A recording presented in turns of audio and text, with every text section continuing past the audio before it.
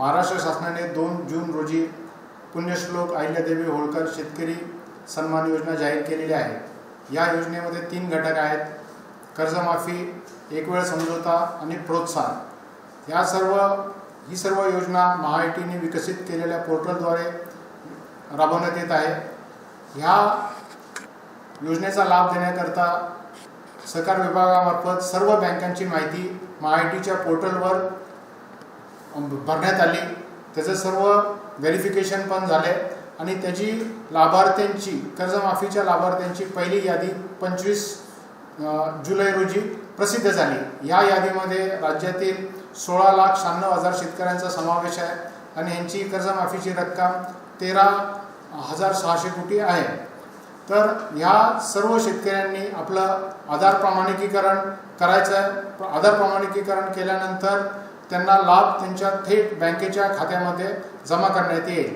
आधार प्रमाणिकीकरण करण्याकरता त्यांचे आधार कार्ड किंवा जी त्यांची यादी प्रसिद्ध केलेली आहे त्याच्यातला विशिष्ट क्रमांक घेऊन आपले सेवा केंद्रावर जायचे आहे।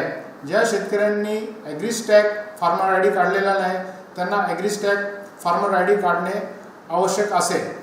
काही ठिकाणी थोड्या अशा तक्रारी आलेल्या आहेत की गाव पातळीवर जी यादी प्रसिद्ध झालेली आहे त्यामध्ये कमर्शियल बँकेचे जे NPAचे अकाउंट्स आहेत त्याची रक्कम चुकलेली आहे।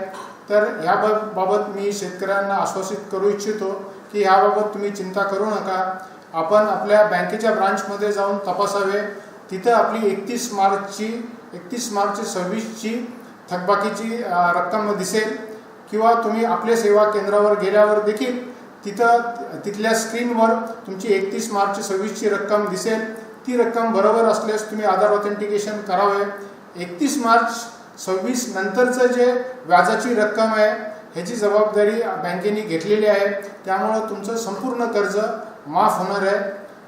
आणि ह्या उपरक्ष कोणत्या शेतकऱ्यांना काही इतर अडचण असली, जसं त्याचं नाव चुकलेलं आहे किंवा आधार नंबर चुकलेला आहे किंवा खाते क्रमांक चुकलेला आहे, तर त्यांनी पोर्टलमध्ये ग्रीव्हन्स रेज करावं, जेणेकरून त्यांची तक्रार जिल्हाधिकाऱ्यांकडे जाईल आणि जिल्हा लेवलच्या समितीमार्फत त्या सर्व तक्रारीचे चौकशी होऊन त्याला लेखी उत्तर दिले जाईल।